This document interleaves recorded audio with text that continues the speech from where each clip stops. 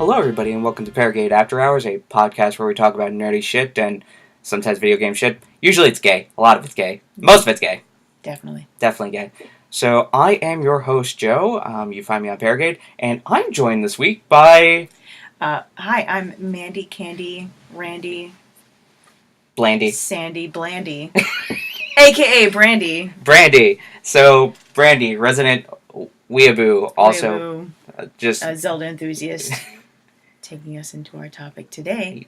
Our topic today, which is Breath of the Wild. But before we do that, because Emma's reminding me nearly constantly, what are we drinking today, Brandy? Well, I have brought my own, as Em kindly pointed out, Target bullcrap brand of wine, Apothic Red. But Joe seems to have something more, he says it's got something a little fancier yes. here. 19 Crimes. Oh, yes. It is apparently, It's got a very stoic-looking criminal on the front. Yes. And I'm behind it. It's a 2016 red wine. Aha! See? 2015. Ah! I don't know what the difference is, but... I don't know what... Because, like, each one has, like, a different crime. I think this one is just 19 crimes. Like, there's one... One dude just, like... Yeah. 19 people, and here we are, drinking to his name. Yeah, it was some... I don't know. Mine just got, like, the kind of A you would draw in, like, your art class, and then you post it on your DeviantArt account afterwards. Honestly. Like, Apothic Red. I drew this in art class in 6th grade. I did it for... But it's cold, so I forgive it. It's like, I drew it because I was looking at the Scarlet Letter, and... Oh my god, I relate so hard because I suck so many And then Easy dicks. A comes out and you're like, oh my god, this is me. This is me. I'm her. What was her fucking name again? I don't remember what her name is in the movie, but isn't she like Emma Stone in real life? Yeah, I think it's Emma Stone. That's what I'm thinking. Like, she also starred in Mean Girls. Wait, was she in it? No. No. But Easy A is kind of like a later Yeah. Mean Girls. A later Mean Girls. All I really remember about Emma Stone is that she like lost the Oscars. She What? Isn't that? Am I right? I don't know. La La Land, right? And they were like, oh yeah. We're here for La La Land. We're here for right. And then Moonlight. They're like, oh, actually Moonlight. JK. Oh, actually and everyone Moonlight. was like, oh, I guess we'll just leave and walk off stage. It's just I was like, yo. It's like, here is the La La Land, and they're like, yeah, and then the one dude looks at you, he's like, wait, actually, shit. Fuck. Actually, it was Moonlight, and it was a total Steve Harvey moment, and it was beautiful.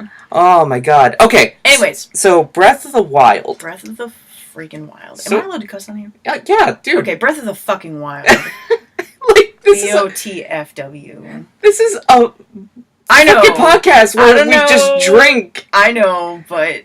Do you not listen to my podcast? I constantly listen to, like, you in general, so I know you're cool with cussing, but, like, in general, I'm like, I don't know what kind of, like, standard Joe is going for here. Like, I just gotta make sure I'm on par. Ah, yes. My standard. My standard. My brand. My fucking brand. My fucking brand. But anyway, so yes. It's been about 11 months since this game first came out. Wow. Yeah, it's been a while, so we've had enough time to stew in it, to bask in it, to ingest it, if you will. And yet it still feels like yesterday. It does. Like, it's still such a new game. Even with Monster Hunter World coming out and my, like, reawakening for that game being, like, alive and well within me, like, I'm still just kind of like, you know what I meant to get back to? Breath of the Wild DLC. And so, you played a little bit more of the Breath of the Wild DLC than I did. So... How would you describe your experience with that? Breath of the Wild DLC, I was infuriated with at first because I was like, are you really going to turn this into a whole... Because I was under the impression that they were going to make it like, oh, don't get hit once. Yeah. For like, I don't know, the next 5 trials, or you're not a real Zelda fan. Like, I was really upset about it, and I was like, hey, don't do this to me. Like, I'm... The reason I'm such a Breath of the Wild fan and a Zelda fan in general is because I'm here for the story. But I got past that part, and granted, like, Breath of the Wild's combat play does make that kind of challenge enjoyable, where you can kind of, like, stealthily fight your way to an enemy from a distance, and it's enjoyable. And once I got over the initial The initial shock of, like, I can jump? Yeah, I'm so used to, especially as someone who's already finished the game prior to downloading the DLC, so I was like, I'm used to having, like, 20 hearts at my disposal. Yeah. What do you mean I can't just charge in like I always do with every game and not have to worry about defense? And they were like, and now you're back to square one. These are the silent realms, basically, from Skyward Sword. And you're like, no. But yeah, it was really enjoyable. I've just got past the Mipha's trial. Right. So it's honestly, and I wanted to do Mipha's trial first, because that's just kind of how I did the giant beast, the divine beast in general. Right. It's beautiful. Honestly, it makes Breath of the Wild, to me, feel more complete. Yeah. I was honestly, when I played through Breath of the Wild the first time, I was a little disappointed in that we had to kind of go through this whole concept of, like, finding a person or a descendant of or a relation to the champions that kind of, like, makes them feel more alive. Yeah. And yet, when you go to fight Ganon, like, the champions themselves are still the ones, like, commanding the Divine Beast. I was all about the fact that, like, yes, we've got Breath of the Wild Link, and he's survived somehow. Yeah. You know, through the whole resurrection shrine, he's been kept alive for all this time. I wanted them to kind of have this pass the torch vibe that they were going for with the whole advertisement and stuff. You had, like, Link to the Past, or, you know, super old Link that was like, hey, Breath of the Wild Link, here's the sword. Yeah. Master Sword. I thought they were going to do that with the champions. They were going to be like, hey, like, you're a new generation, you're new this, take the next thing. I wanted to see Sidon climb into Divine Beast Ruta and be like, let's go. And I was down for it. I was like, yes. And you get Ghost Mipha, and she was like, I'm with you, Link, always. And I was like, I get it, but, like, it was still a little stale to me. Right.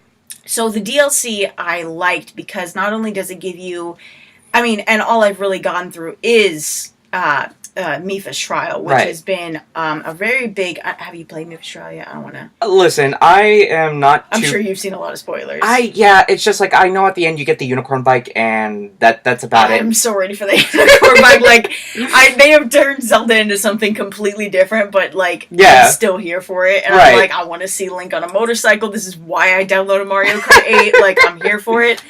But in general, like, I've only really gotten to Mipha's trial in Breath of the Wild DLC, and I get to see Baby Sidon. Right. And it's giving so much more depth to these characters. Like, it's really only, like, you get the memories, and you honestly don't even have to. You don't have to honestly get those memories. You can just, that's the unique thing about Breath of the Wild, you can just go through the whole game and do it however you want to. Yeah. So, I mean, but as the player that I am, I wanted to get all the memories first. That's what my focus was. I was like, I want to learn about these characters. I want to feel the depth of this game, and I did. And even so, it still felt a little stale to me, and I was like, I want some more depth. Like, I loved the characters that they gave to me, and I was like, yes, this is what I'm about. I need new in-depth Zelda characters that I can, like, imagine a bunch of different things about, and they gave it to me, but, like, the DLC is kind of like that, just... It's just, like, bullet points. It's bullet points. Yeah. It's super generic fan service, but for the kind of game Breath of the Wild is, I think it's 100% justified, and it's beautiful. So far. Right. With Mipha's story alone, I'm not a really big fan of Mipha, but... I mean, who really is, especially if you're listening to the English voice actress? It's terrible. I still haven't switched over to Japanese, and I wish I had a long time ago. Like... Okay, so I kind of wanted to touch at least a little bit about the voice acting. It's... Because it just seems to bleed over to a lot of, like, any Nintendo property that's brought over to America. Yeah. Like, Xenoblade Chronicles. Oh, like, the bane of my existence. The actual... But, and yet, the savior of existence. Listen. Joe's like, I still don't know how I feel about I swear, after I go ahead and finally post that goddamn review, I'm waiting it. I'm going to go ahead bated breath and have, like, an entire podcast dedicated to my second playthrough with New Game Plus. Jesus. As I scream at some unsuspecting co-host, it'll probably be M. It'll probably be M. As I try to, like, reason this out like some abused lover. As to why... It was worth it, but was it? Was it? But anyway, going back to, like, the whole, like, fucking English voice acting thing. Yeah. Like, what is it about, like, Nintendo whenever they bring, like, a fucking thing that has, like, actual voice acting that they're just like, let's get let's get the high school, like, voice acting team. A really big and very important part that I think we all have to stop and realize with Breath of the Wild and its voice acting, a very crucial point, and this is actually a lot of things that we've kind of touched based on here with a lot of animes that I've watched that have come out recently. My roommate and I have been like, who the fuck are these people? Right. Where did they come from? Another example is a Video Game Donkey, shout out, extreme great YouTuber, but he actually mentioned in Mass Effect Andromeda, he was like, remember so-and-so from Family Guy played Meg's friend number 2? And you're like, yeah, how the fuck did they get the main voice acting role for Mass Effect Andromeda's main female lead? They were going through a voice actor strike at the time. Oh, you're right. Yeah, so that is the reason why we see and a lot, even especially I always call him Ravioli, but what is his real name? Rivali. Yes, Falco. Yes, Falco. Falco Lombardi. Edgy Falco. Is, I thought I recognized his voice immediately. I was like, maybe that's like so and so from this anime, and I looked it up and I was like, who the hell is this guy? Like, who are these people? And I thought about that. I was like, these are all kind of subpar, and I was kind of disappointed because, like, Legend of Zelda, the concept of having like an English voice actor or actresses for the Legend of Zelda series is huge. It's a huge breaking point in the series because we've never had that. It's just been kind of like, you know, for like the entire series and a bunch of grunts and yas, but now we got Link, open your eyes. And I'm like, okay, that's okay. I love Breath of the Wild Zelda. I will never diss Breath of the Wild Zelda, but like I will acknowledge that she's a little bit monotone. She's a little monotone, and she's got this strange British accent. And I'm like, but why? Like, I know because it's fantasy. I know, but I'm like, fantasy takes place in Britain. I'm like, I guess, but it's, I don't know. It was complicated. I didn't like it. The whole open your eyes. At first, I was like, it did not settle well with me in the trailer. And then the beautiful atmosphere filters in, and you're like, okay, I can forgive anything else. I can forgive this. Everything is forgotten, like, everything is forgiven, and then you listen to a cutscene, and it's like, but, like, honestly, the English voice actors grow on you, and I guess that's coming from a perspective of someone that's been into Zelda since, like, the first game I played was Link to the Past, and I watched my cousin beat it, and I was like, wow! Like, I just thought it was the coolest thing. So watching it come from that perspective, I'm like, I guess. I love Legend of Zelda, so like I'm willing to forgive anything. It's like Nintendo in general. No matter what they do, no matter how far they postpone our games or our merchandise, I will forgive them, and I will continue to spend money on them. I will continue to suck Reggie Fils-Aimé's dick for the rest of my miserable life. Like, it's just so true. Like, Shigeru Miyamoto, you could go ahead and drop dead tomorrow. I'm gonna still suck on that fucking cock, man. Be like the cardboard bullshit. And I was like, this is where I draw the line. No, it's not. The cardboard thing's cool. And then I was like, okay, I'm not just like, want the piano one. Like, in my head, I'm like, does it actually play piano with the Switch? And Nikki's looking at me like, no, it doesn't. You know it doesn't. Yeah, it does. And I'm like, no, but it could. And they wouldn't just make me spend $50 on cardboard for nothing. And I'm like, but they would. They would do that. They would do that, dude. Oh my god. And I mean, I get it. Like, you know, you can forgive it up to a point, obviously. But it's just that, like, you know, I'm also coming off of, like, I love Zelda too. Of course. I have grown up with Zelda for a while. Good.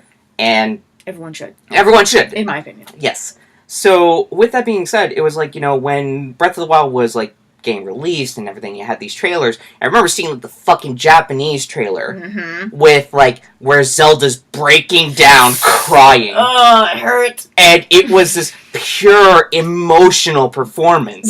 And that is something to be said for almost... I mean, frankly, in my life, I don't think I've ever heard a sample or a version of a display of emotion that has been English versus Japanese that has been more emotional in English than it is Japanese. Like, that goes for just about every dub versus sub that I've ever seen in my entire life. Japanese, there's just so much more emotion behind it. And they put so much more into it. But it's like, there have been, like, good dubs. Like, there's been things Absolutely. like... Yeah, like, there's been, like, Cowboy Bebop and stuff. Right. Yeah. And there's been well-casted... I mean, quite frankly, I look back at English Breath of the Wild and I think it's not terribly casted. I don't think it is. I honestly think...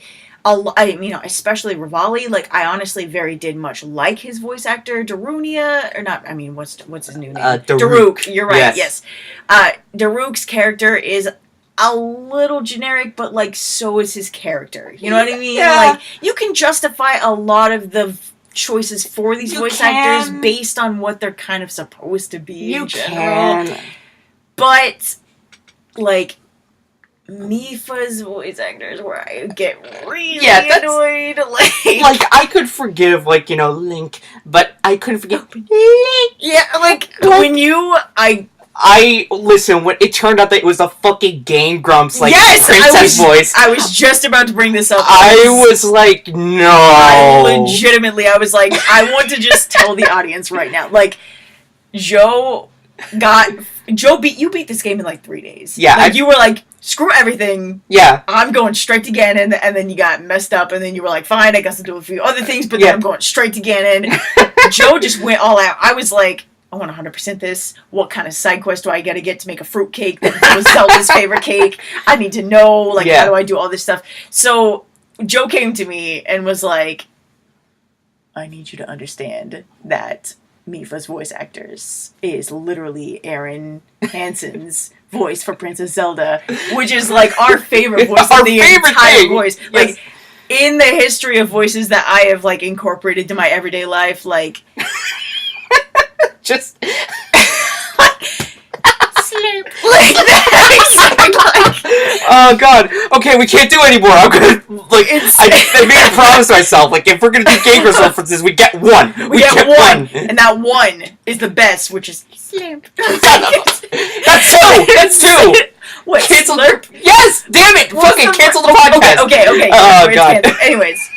I mean, it's the same reference, just multiple times. Oh, my God. Okay, but you're right, though. Like, that's... And when I was like, no way. No way. No, it can't be that generic. And then I watched it, and she was like, I will always be with you to heal you. And I was like, oh, my God, he was right! Like, it just has a slight British accent, and that's it! Like, that's the only difference. That's it. That's literally it.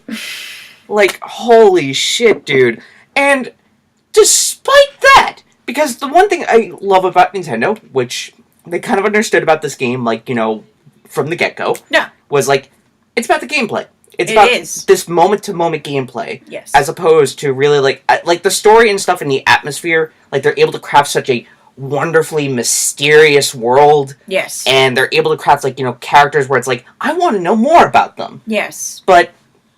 like, the voice acting and stuff doesn't intrude into the game. And I think that was a very conscious decision where they're just like, we have X amount of cutscenes, and that's it. And that's it. And in fact, you have to honestly kind of, if you want more cutscenes, that's kind of an optional thing. Like, exactly. You can go about finding out more about who Link was and how he connected to the storyline in the past, because honestly, I love how they kind of threw in that vibe from the previous Zelda games, and like, let's talk about how...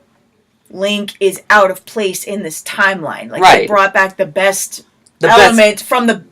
considerably the best, quote-unquote, what most people consider to be the best Zelda game of all time, which is Ocarina of Time. Yeah. Throwing into this whole, like, Link is out of place. Link has to kind of go into a world that is now very much...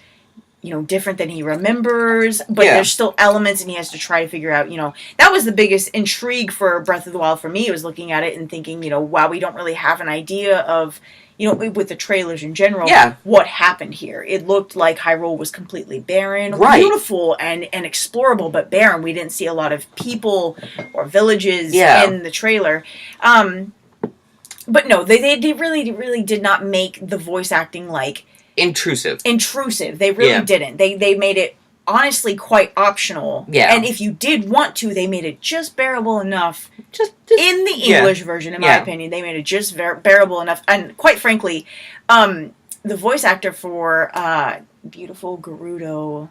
What was her name? Fuck, how are we forgetting her name? I don't know. She's the best champion. She is.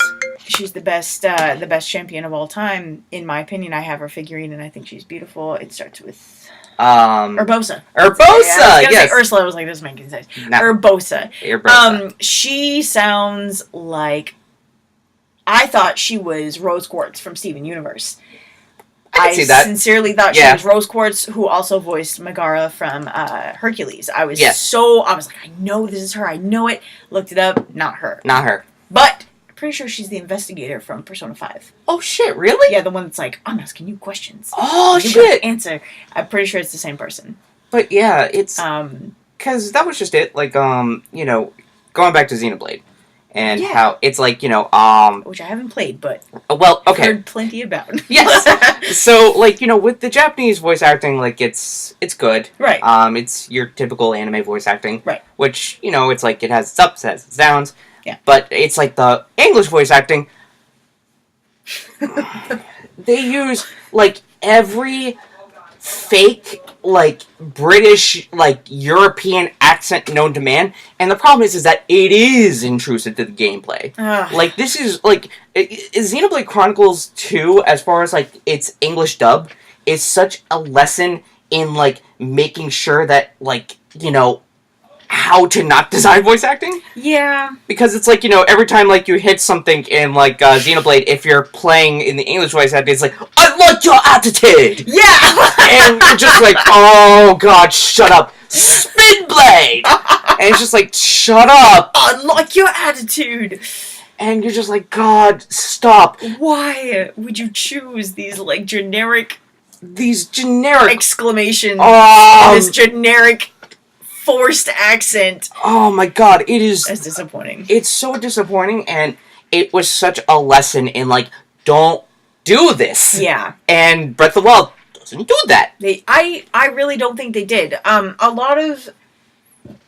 Again, a lot of the scenes that you can pursue that involve the voice acting are optional. Yeah. Most of the non-optional voice acting that you come into contact with is Zelda. Yeah. And I gotta say at first, like, I mean, I listened to her voice acting, and even my sister, who is, like, always been about, like, why doesn't Link talk? That was her big thing. Yeah.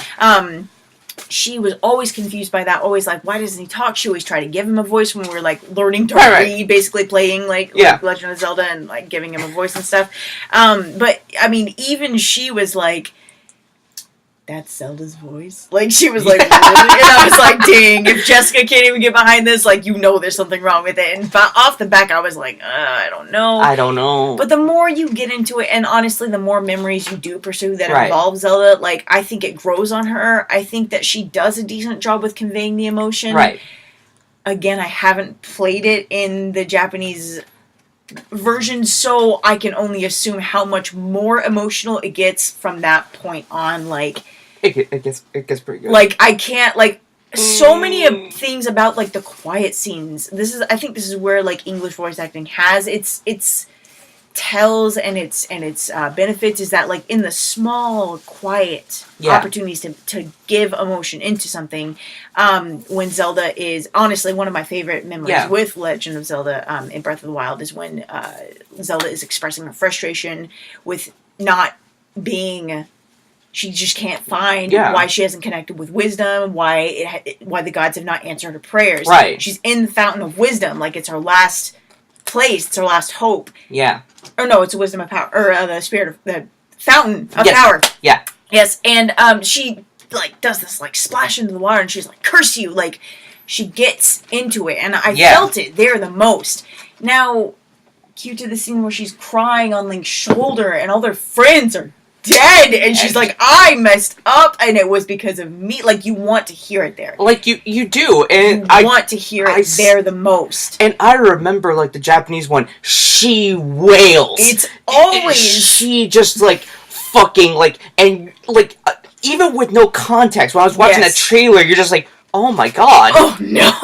But then it's like, you got the same thing in English, because, of course, they released a trailer in English, too. Big girls don't cry. Zooming. It's so true though. Like I I really honestly kind of want to hear it. I wish there was an option to just like toggle the languages and voice acting for different cutscenes so I didn't have to... There is now. Is there? Yeah. Really? They released an update. Because so many people complained. Good. Those people have my allegiance. Yeah, because...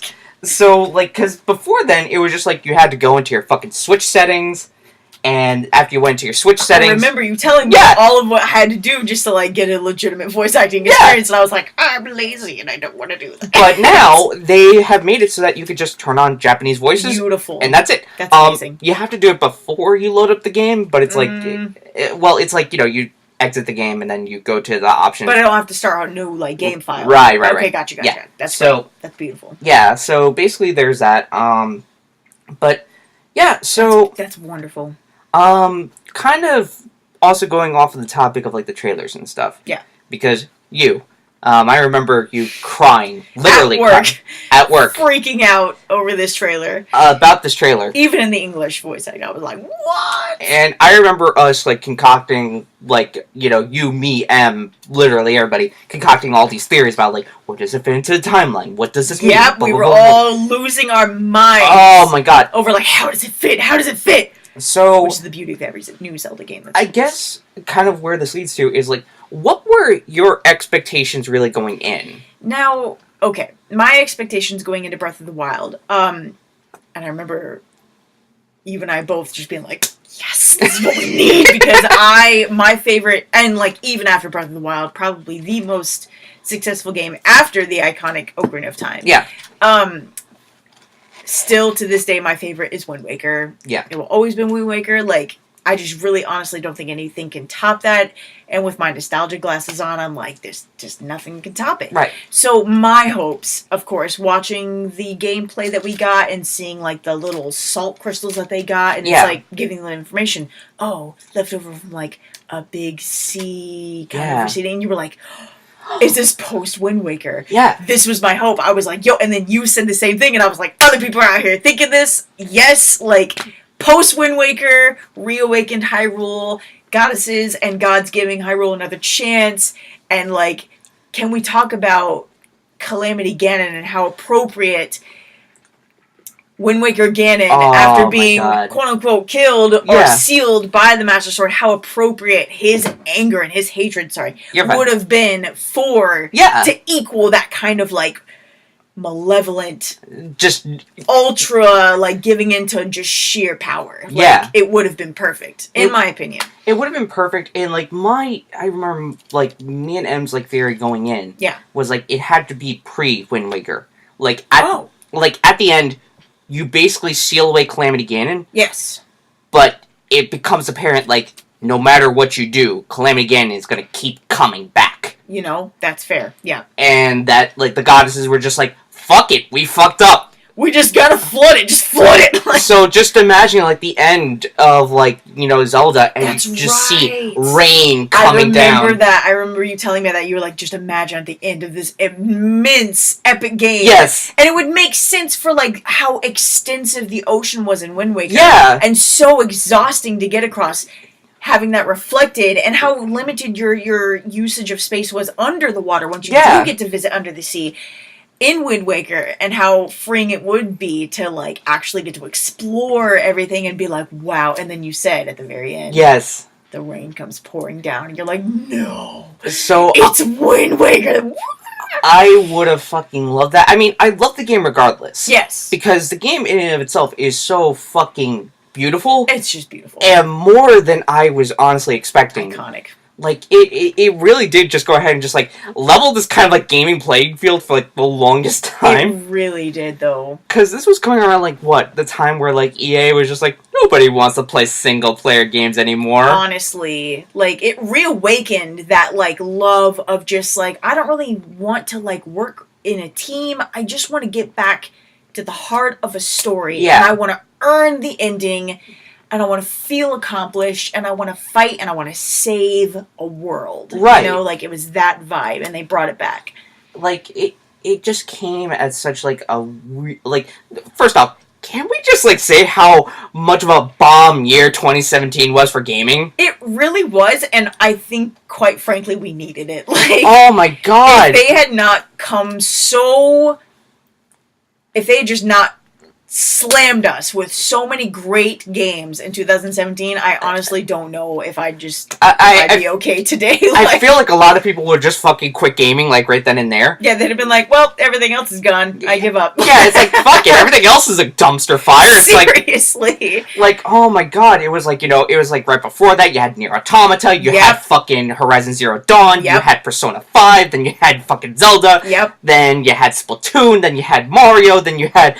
Fuck, like, 2017 was such a fucking, like, weird flash-in-the-pan year for gaming, where it was just like, here's all these great fucking games. It was such a good and powerful echo, because so many times we, as children, like, grow up with a game series and we think, like, oh, the next one will be just as good, and it'll be that high that I felt when I was younger, but we are never really able to live up to that high, because we have new expectations based on other games that don't really have that, like, long history of nostalgia behind it, but we just experience more.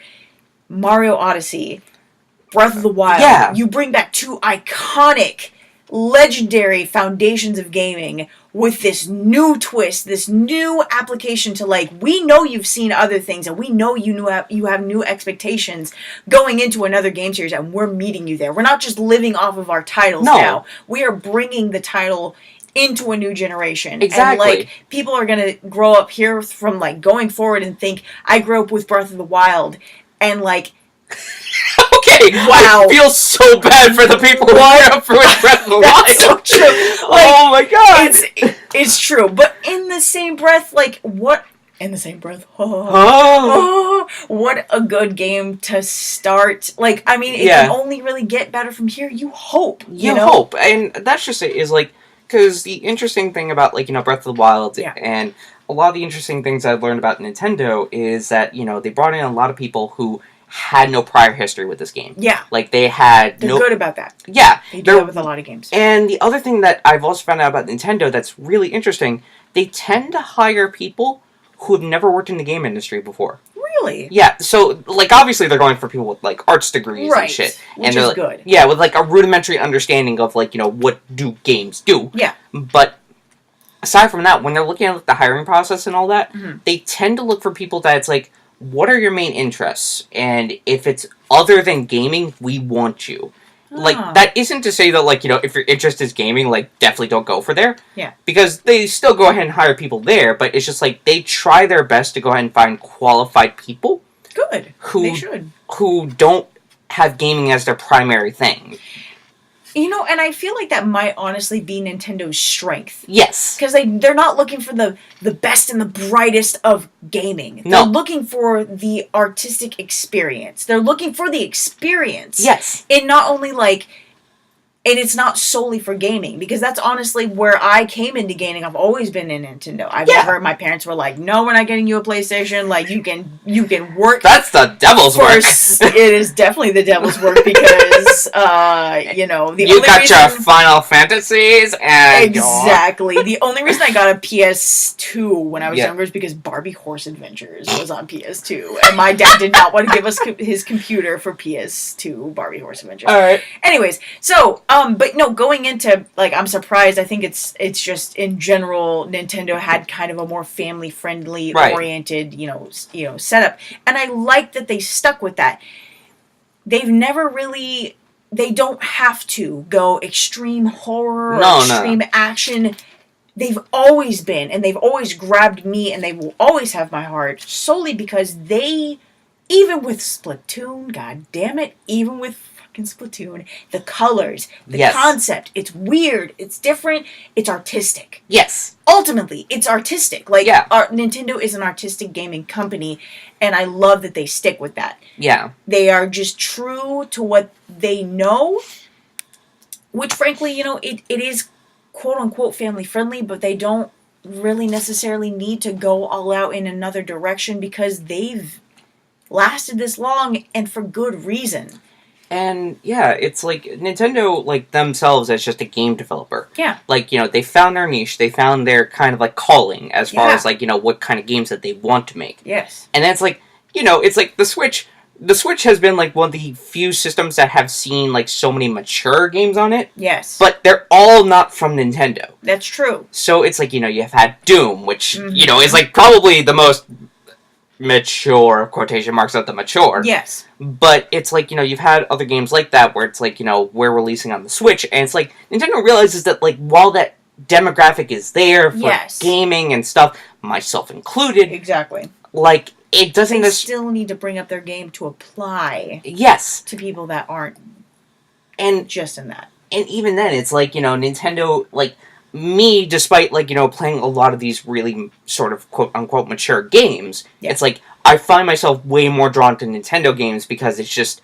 so unique. Yeah, it is. And it is. That brings me to the next point, which is, of course, the art of Breath of the Wild. It's... iconic. Oh, God, it's... It is... Oh, my God. Everyone that was like, wah.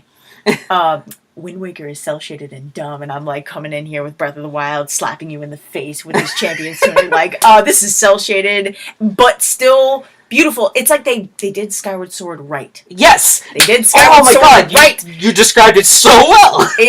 When I saw Breath of the Wild, I saw the enemy design with the Boko blends and all that stuff, and I saw it, and I was like, they are real, and I was hesitant. Because Wait.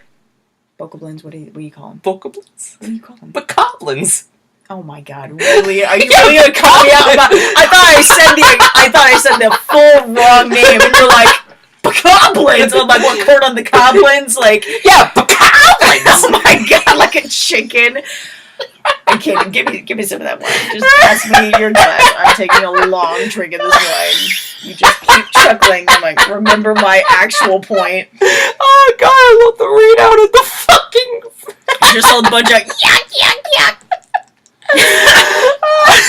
This is like a core session at work, like watching your anyway. Okay. Yeah, back to actual points, as in like Gerudo. I don't know, how do you pronounce anything other than Gerudo? Gyarados. I almost beat my ex out. I literally fought my ex over this. I was like, I will fist fight you if you call it Gyarados one more time. Oh, fuck. I'm sorry. I will get very passionate about pronunciations. Bokoblin I can let go though, like Bokoblin, that's understandable, but like, I break it. Anyways, okay. What were we even talking about? Art, Bokoblin style. Oh, yes, Skyward Sword, yes. So, looking at Breath of the Wild, and I mean, after Skyward Sword, I'm not gonna lie, I was damaged. You were damaged? I was hurt. Like, Girahim can only take me so far. That's I was like, I will excuse the horrific gameplay. Yeah. Which I was honestly, quite frankly, very good at. Oh, I was about to make another Game Grumps reference, and I caught myself. I really want to, because I know exactly which one you're gonna make. Ball Bully! That's so bad! It was so bad! Oh my God, I can see the slow motion fading frames. I'm gonna make that the title of this podcast. This Too many Game Grumps references. No, it's gonna be Bomb Bowling. Oh my God. It was... but you're right though, like, you got to, because it was so bad. They wanted to so badly be like, motion controls, and I'm like, watching people online beat Ganon down with a bug net, and I'm like, this game is an atrocity. It's one thing if it's a glitch with like Ocarina of Time, you're beating with a Deku stick, and you're like, okay, it's fine, but like, no. Not when you can, like, spin attack with a bug net and take down Demise. And I'm like, no. That's dumb, that's lame, and I'm not behind it, and this is stupid, and the motion controls. And when I first played Skyward Sword, I was like, this is hilarious, because I'm actually adapting pretty well to it. Yeah. I've been playing Okami with the motion controls, and I've been like, I'm in it. I am, like, a master of the motion controls. My ex was in the midst of snapping his Wiimote in half, because he was like, I can't stand this game. This is a plague upon the Legend of Zelda series. And I was like, I don't know. I'm getting it pretty good, and I'm enjoying the storyline, because it's all I really cared about, but... Going back and playing it now. And looking at the replayable value in comparison to things like Wind Waker, Ocarina of Time. Oh my God. Fee talks so goddamn Doesn't she? You can't go 2 seconds without her being like the scout flies a monster on her being like, look at this, look at this, look at this, look at this. And you're like, oh my god, shut up. I don't care about that blue mushroom that I've seen 20 times. I'm trying to track the monster. Well, at least, like, the scout flies give you something useful. At least it's useful. Fee's like, take 2 steps forward and you'll see a lake. And I'm like, thanks, Disney tour guide. I didn't ask you. Shut up. God. Like, and to make her as something iconic as the Master Sword, like, kill me. And then you realize that, like, you know, that Fee fucking Disneyland fucking tour guide is in the same Master Sword that you use in your Breath of the Wild, and they do a throwback to it, and I was like, okay. But I'm like, in my head, I was like, that's cool, I can appreciate it. Like, I had my moments with emotionality with, you know, with Skyward Sword. I was like, yes. I'm living it, I love it. Girahim is like, I'm with him, and I love him. But Breath of the Wild comes up, and it's like, and I'm like, is that fucking Fee? And then she's like, Breath of the Wild, so I was like, what? He could still be saved? And I'm like, are you fucking kidding me? Like, Fee's just like, and I'm like, no! Like, he's like, what's up, babe? It's me, Fee. It's me, Fee. You thought you got the last of me? Nah, here, bitch. Bet you thought you seen the last of me. Nah, bitch, I'm still here giving advice. And I'm like, she would know this. Breath of the Wild Zelda has researched all of the Sheikah devices and could have just come to this conclusion by herself. But Nintendo wanted to be like, Nintendo wanted to... Skyward Sword wasn't a mistake. Just give you a throwback. They're just like, listen, someone enjoyed Skyward Sword. And honestly, great point about Breath of the Wild is that they do a lot of throwbacks to a lot of other games. They mention a lot of other games, and I love that, and that's the beauty of Breath of the Wild. Right. Because I watched this really long video the other day about how I was like, oh, where Ocarina of Time was the break in the timeline, Breath of the Wild is the merge in the timeline, and they were like, that's not how time works. You can't do that. But in my head, I was like, in my Zelda and Disney mind, I was like, but isn't it? Like, I was like, I love it. I like the concept, and it's just Zelda enough to work. Well, it's like in the artistic sense. Like, obviously, like, you know, for someone who's like so obsessed with aesthetics and like someone who like seeing like, you know, these sort of thematic elements like throughout video games. Yes. Like the fact that they mention like, you know, like the Hero of Twilight. They mention like this shit. Hero of the Wind. Yeah, and all this other stuff. Skyward Sword and all this stuff. They mention a lot of different games. So the fact that they go ahead and go out of their way to do this. Yeah.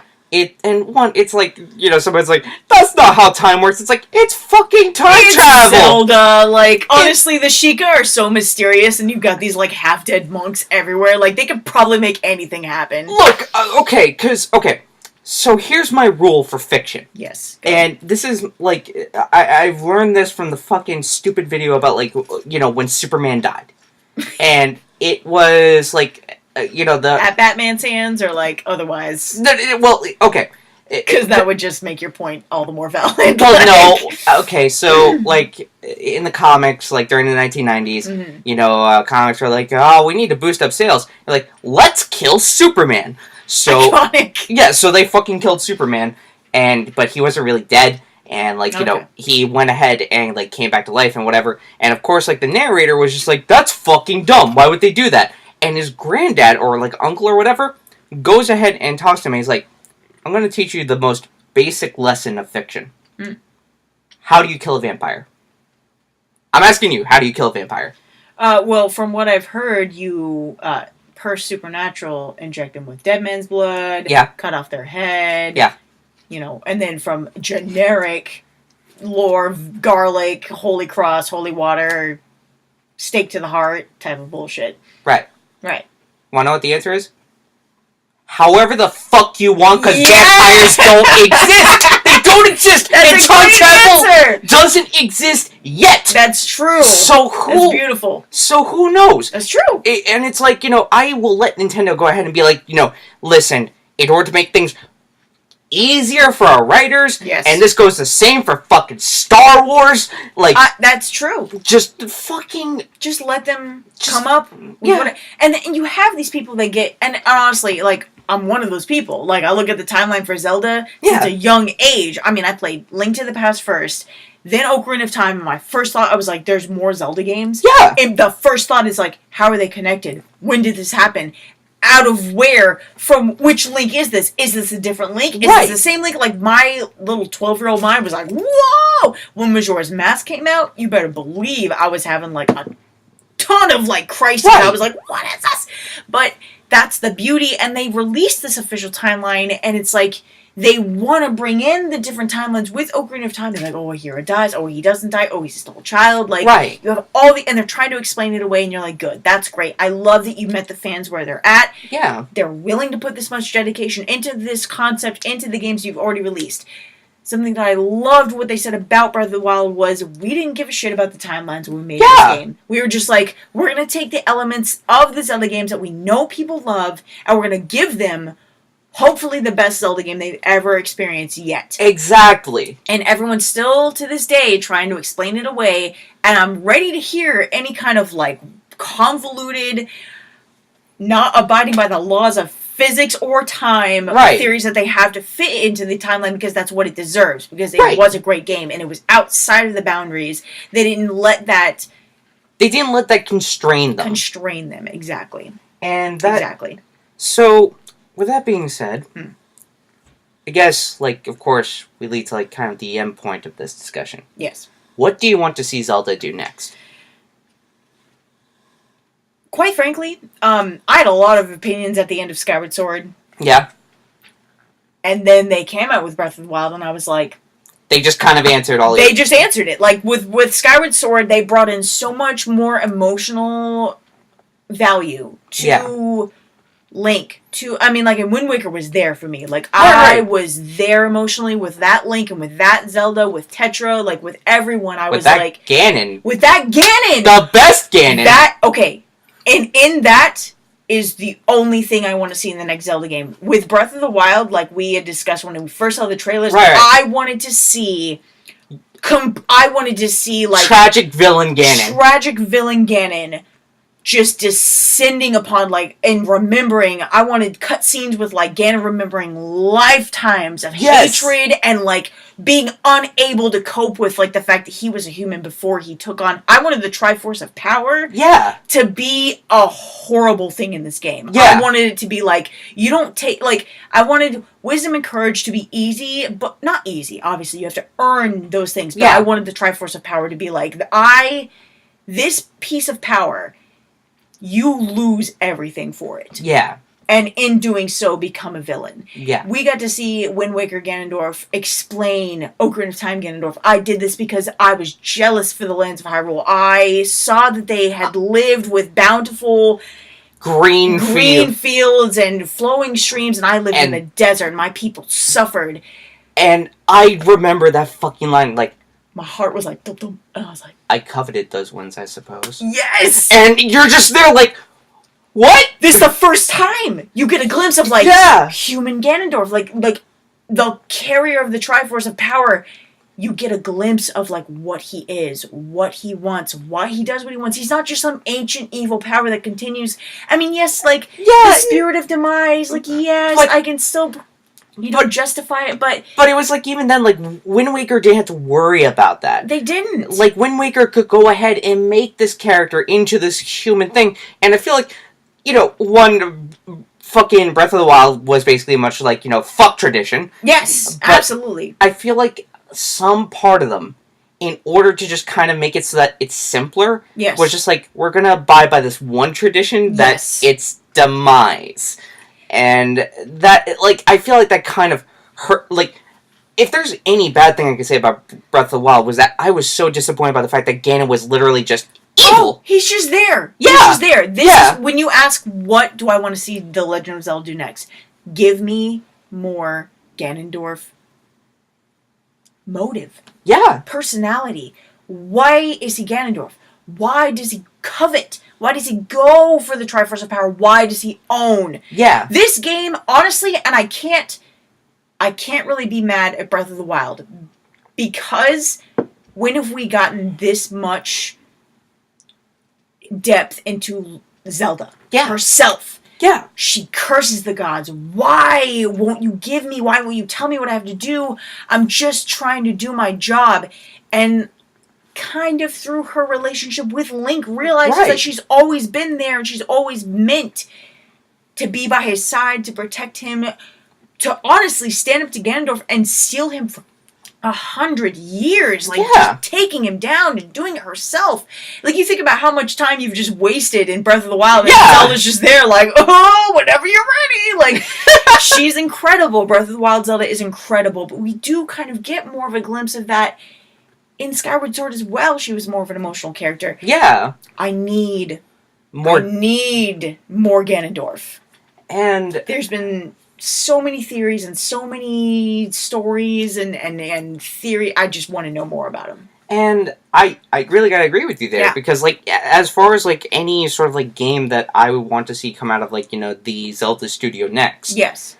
I really do want to see, like, you know, something focusing on Ganondorf. I want to see, not Ganon, not fucking, you know, fucking pig Ganon. Not big monster Ganon. We want to talk about, like, the man behind the pig. Yeah, we want to talk about Ganondorf, because, like, Ganondorf was actually a fucking cool-ass character. Yes. And it's, like, you know, I get, like, you know, part of the reason why they don't want to do that is because, like, you know, they're still trying to make this game appeal to kids. Yes, they're still trying to get that brand out there and appealing. And it's just that, like, you know, it's like, Breath of the Wild was so good that this is just such a minor complaint. It is. But it's like... But we were all hoping for it. I was really hoping for, like, a return to form with, like, you know, Wind Waker. Of just giving me that, like... We need a Ganondorf.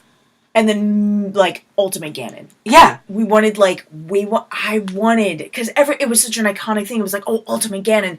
And it does kind of lend to the idea of, like, the timelines merging and that Ganondorf is gone. Yeah. Like, the humans or the people that he was is gone. It's the concept and the hatred that remains. Right. And it's two descendants or two people that are more powerful than any before them that can take him down. I appreciate that. But... doesn't take away my need for it doesn't. I want more personality with this villain. It really doesn't. He's iconic. It's just one of those things where it's like, you know, Ganondorf is as much iconic as, like, Zelda and Link. He is. He has to be. He has to be. And so it's like, with their next game, it's like, if they're really trying to go ahead and break away from tradition, which I'm hoping, like, you know, I hope they do. Like, I'm hoping that's, and they already did. Yes. But... like, I'm hoping that that's going to be, like, their sort of, like, you know, guiding post, like, towards the next, like, you know, thing. Yes. That they're going to be like, you know, we got to go ahead and, like, break farther away. We have to make this our own. Now, something that I will say, and this is the only time you'll ever hear me compliment Hyrule Warriors. Really? Hyrule Warriors, which you're buying on the Switch probably next month. Speak of the devil. Okay, Hyrule Warriors is a super guilty pleasure for me. I love Hyrule Warriors, but I hate Hyrule Warriors. Why did we need this game? We didn't. We didn't. But I'm glad that it exists, and I have it, and I just love it. But they have a villain timeline. They have a villain playable arc. Right. You get to play as the villains. You get to talk about how the villains interact and what their motives are. Yeah. Dare I say, let's see that in the next Zelda series. Let's, not necessarily the playable aspect, maybe, if you want to. If you want to. That could be a branch that they go into, but ultimately, give me the sole villain perspective. Like, I don't have to be Link interacting with Ganon right now. I can just see Ganon thinking about why he's doing what he's doing, interacting with his minions. Like, I want to see that, like, motive. You know what I mean? Like, so, kind of like how you find, like, Zelda's diaries, like... yes! Or, yeah, exactly. Doesn't even have to be, like, Ganon seeing him doing what he's doing. Pieces of Ganon. That would actually be more mysterious and more... That would be more on brand with Zelda. On brand with Zelda and with Ganon in general. I think it would do him more justice to find pieces of him. Like, we don't really necessarily need to see him acting it out. Because he doesn't need to justify himself to you. He doesn't need to, but, like, I want to understand him. Exactly. It's like you find these pieces all throughout, like, you know, Hyrule or whatever. I don't need to sympathize with Ganon. I just want to understand him. Exactly. I just want to know... why he reaches out, why the Triforce of Power calls to him. Yeah. That's what I would love to see in the next Zelda game. We gotta blink of it with Wind Waker, but Oh. in the next one, I'd love to see it. And I feel like with enough people, like, kind of, like, saying things that they do about, like, you know, this game, and it's obvious that Nintendo's listening. Yes. Like, it was so It's very obviously listening. Like, it was so funny to see, like, you know, Breath of the Wild be, like, a literal kind of, like, bullet point answer to, like, Aaron Hansen's fucking video. You're so right, though! Like, it was so funny to see that. So, I feel like, you know, with enough people being like, you know, okay, like, this game was really great, and everything was really good, and the only thing I was really disappointed by was Ganon. Yes. Like, Ganon... It was honestly... Yeah. The ending to such an epic, huge, expansive game. And then you get fucking Ganon, baby, coming up from the fetus. And he's like, wham, in Hyrule Field. And I'm like, I'm fighting you on my, like, pastel horse with a flower crown. What is happening right now? Like... Oh my god. I was like, I guess. It was... I guess. Alright, so, to close this out... Yes. We're gonna go ahead and talk about at least one piece of news. Yes. Because, technically, Paragade is kind of a news site. I love it. Yeah, I'm down. Okay. So, there's one piece of news that has come out from Nintendo/Dark Horse, which is responsible for, like, publishing, like, you know, the Hyrule Historia, Zelda Artifacts. So, the Zelda Encyclopedia, in both English and Japanese, has been delayed to June 2018. And this was going to be the one with, like, all the Breath of the Wild shit. I'm down for it. Honestly, this is not bad news to me because my birthday is in June, and I'm like, perfect timing. Can I just say thank you, Nintendo? I wonder why. It might, like, kind Are of... they trying to sort things out? Or is it just... I feel like kind of what we were talking about, which is, like, possibly the melding of all the timelines, trying to write that out, trying to make that make sense. I wonder if they're trying to justify the timeline, or if they're just kind of like, we need to collect more art or whatever. Or even, like, you know, even if it's just, like, this kind of, like, decision by Nintendo, because, like, you know, we have enough, sort of, I guess, historical data. That's true. When people, like, you know, go ahead, blow up canon. Yes. That, like, either A, they respond very badly, much like in Star Wars, where they blew up the entire canon. They're like, no! And then you have, like, you know, DC and Marvel, where it's like they blow up the canon, like, I don't know, whenever the wind blows a certain way. Yeah.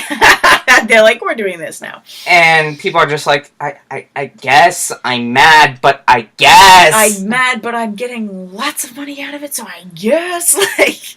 So, like, it's a weird decision, and I feel like it might be fueled by, like, just, you know, just the general, like, how do we fit Breath of the Wild into this? I honestly wonder if that's not why they're making the decision. Because I remember, because I'm looking, as the Hyrule Historia came out, I mean, I had the Hyrule story, like, pre-ordered, and then I got the artifacts, and I was like, this is beautiful. I wanted more of this in Hyrule Historia, this arts and artifacts. I want to see the concept art. Right. I want to understand more of it. And then I was like, there's got to be a third one. You know, it's coming out. And then you find it, you're like, yes, it's coming out.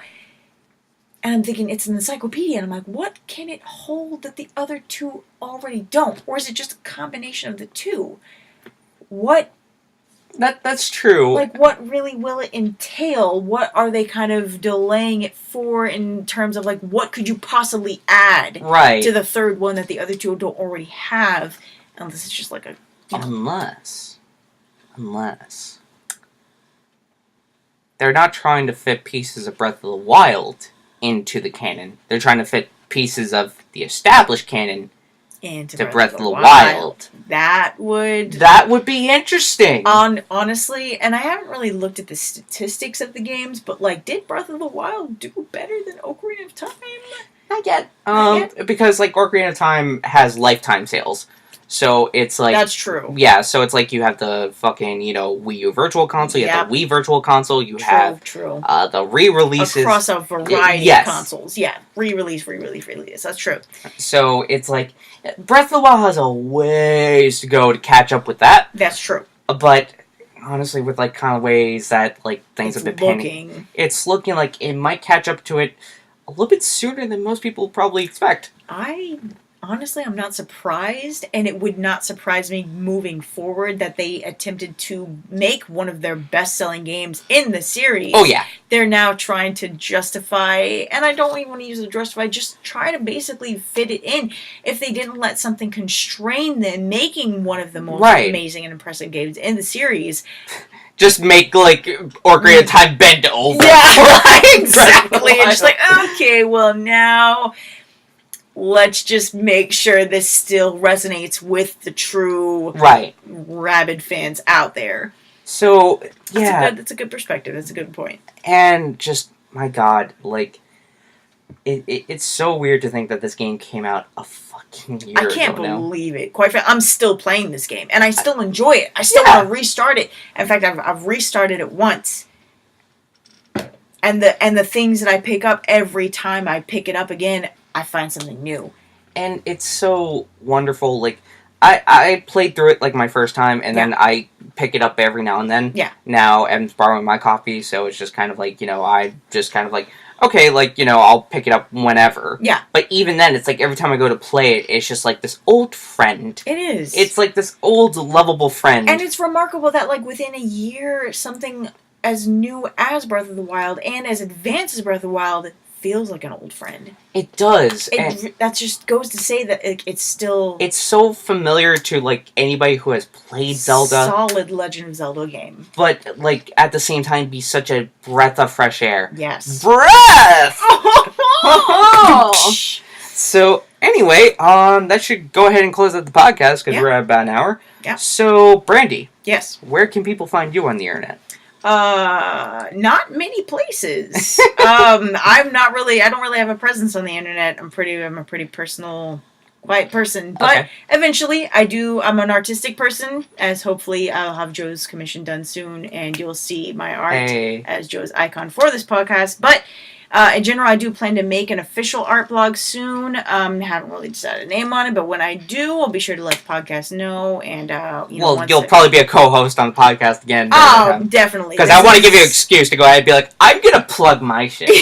This has been a blast, honestly. I didn't think this would go very smoothly, but as all things Legend of Zelda constantly are, I fall into them and then never shut up about it. So, for sure, I will definitely be sure to, if I do have a username or Twitter or fucking YouTube or whatever. And whatever. In the future, I'll definitely be sure to hit everyone up and let them know. Alright. And, of course, I am Just Joe. You can find me on Paragade. You can find me on Twitter at Just Joe Let's Play. And also on Twitch at Just Joe Stars. I broadcast once every week. It's a very sporadic schedule. So just, go ahead and favor me and be like, oh, just streaming. I'm gonna go ahead and just watch his stream for a little bit. I'm gonna watch him play Night in the Woods because he's gonna cry about being an adult and shit. Stop it!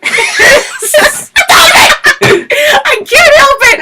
It's but anyway, and then of course I post somewhat irregularly on Paragade, but other than that, I of course host this podcast, and you can find this on Paragade. So. Thank you all for listening, and as always, remember, tip your waiters 50%. Amen. Bye-bye.